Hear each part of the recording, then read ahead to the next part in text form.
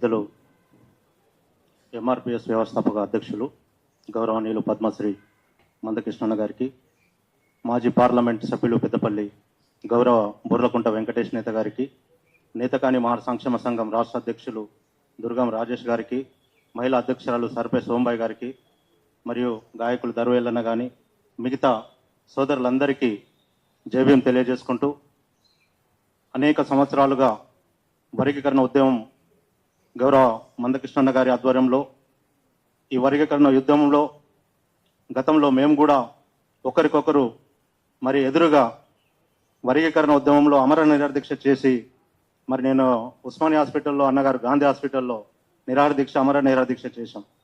కానీ ఈరోజు మేము చేసినటువంటి ఆ నిరాహార దీక్షలు ఏవైతే ఉన్నాయో, ఉద్యమాలు ఏమైతే ఉన్నాయో, సామాజిక ఉద్యమాలు కానీ ఇదే ప్రెస్ క్లబ్లో అనేక ఉద్యమాలు మరి కృష్ణన్న మేము కలిసి చేసినటువంటి సందర్భాలు తెలుసు. ఈరోజు ఎస్సీ వర్గీకరణ విషయానికి వస్తే సుప్రీంకోర్టు తీర్పు మొన్న వెలువడింది. సుప్రీంకోర్టు తీర్పు ప్రకారం రాష్ట్ర ప్రభుత్వం నడిచిందని అంటే తీర్పుకు వ్యతిరేకంగానే రాష్ట్ర ప్రభుత్వం వర్గీకరణ అమలు చేసిందని చెప్పేసి ఈరోజు మేము భావిస్తూ ఉన్నాం. ముఖ్యంగా అనేకటువంటి ఎస్సీలలో ఉన్నటువంటి 59 ఉపకులాలలో మాది ఉపకులం కాదు, మాది నేతకాని అనేది ఒక కులం. కాబట్టి మీరు చూస్తున్నారు 3వ గ్రూప్లో సి కేటగిరీలో దాంట్లో ఉన్నటువంటి 26 ఉపకులాలలో మా నేతకాని కూడా దాంట్లో చేర్చడం జరిగింది. మేమే 10 లక్షలు ఉంటే 17 లక్షలు ఉంటే మాదిగా మాల తర్వాత నేతకానీలు కాదు, 10 లక్షలు మేముంటే 10 లక్షలు తీసేస్తే 17 లక్షలలో 7 లక్షలు ఉంటారు వాళ్ళు మాలలు. మాకంటే తక్కువనే కదా మాలలు, మా జనాభా కంటే తక్కువనే కదా ఆ సెన్సెస్ ప్రకారం చూస్తే. కానీ అన్యాయం జరిగింది కాబట్టి అది ప్రభుత్వానికి కూడా తెలుసు. గౌరవ పెద్దల సమక్షంలో నేను ఈ సందర్భంగా, వేదిక సందర్భంగా రాష్ట్ర ముఖ్యమంత్రి గారికి ఒక వారం గడువు ఇస్తున్నా. ముఖ్యమంత్రి గారు మా నేతకాని సమాజాన్ని గుర్తించి జనాభా తమాష ప్రకారం ఒక వారం లోపల మాకు ప్రత్యేకమైనటువంటి కేటగిరీ కేటాయించి మాకు రిజర్వేషన్ కేటాయిస్తావా, లేకపోతే వారం తర్వాత ఏ క్షణమైనా నీ గాంధీ భవన్ తగలబెడతామని చెప్పేసి ఈ సందర్భంగా మేము తెలియజేస్తా ఉన్నాం. ఇది చూసుకో. ఇది షమీమ్ అఖ్తర్ గారికి కూడా నేను ఈ వేదిక ద్వారా నేను విజ్ఞప్తి చేస్తున్నా.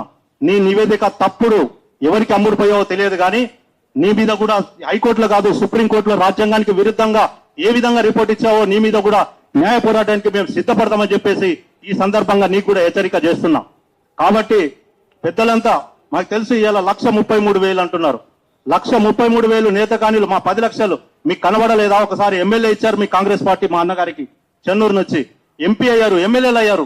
రాజకీయ రిజర్వేషన్ ఒక వర్గం తొక్కివేస్తుంది కాబట్టి ఉన్నత వర్గం మనీ మాఫియా మీడియా నీ చేతిలో ఉండొచ్చు గౌరవ వివేక్ గారు, కానీ నీకు కూడా రాజకీయ పతనం తప్పదు మా చేతుల్లో. ఒకటి గుర్తుపెట్టుకో, ఎవరైతే అనుగవేస్తావో డాక్టర్ బాబాసాహెబ్ అంబేద్కర్ గారి ఆశయం ప్రకారం మేము తప్పకుండా రాజ్యాంగ ప్రకారం నడుస్తాం, మీకు పతనం తప్పది. కాబట్టి ఈ సందర్భంగా నేను ఒకటే వివరిస్తున్నా, మా నేతకాని కులానికి అన్యాయం జరిగింది కాబట్టి వారం రోజులు ఈ ప్రభుత్వానికి గడువు ఇస్తున్నా. వారం తర్వాత ఇక చూసుకో రేవంత్ రెడ్డి, నువ్వా నేనా తేల్చుకున్నాడే. కాబట్టి మాకు న్యాయం చేస్తావా లేదా? ఈ సందర్భంగా పెద్దలు గౌరవ కృష్ణన్న గారు మొన్న కూడా ప్రెస్ మీట్ లో మాట్లాడి మా నేతకాని సమాజం గురించి పెద్దలు వెంకటేష్ అన్నతోని కలిసి మాట్లాడిన తర్వాత ఈ రోజు భ్రమల పడింది. నువ్వు భ్రమల పడడం కాదు,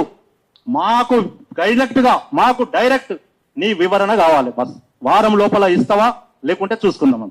ధన్యవాదాలు.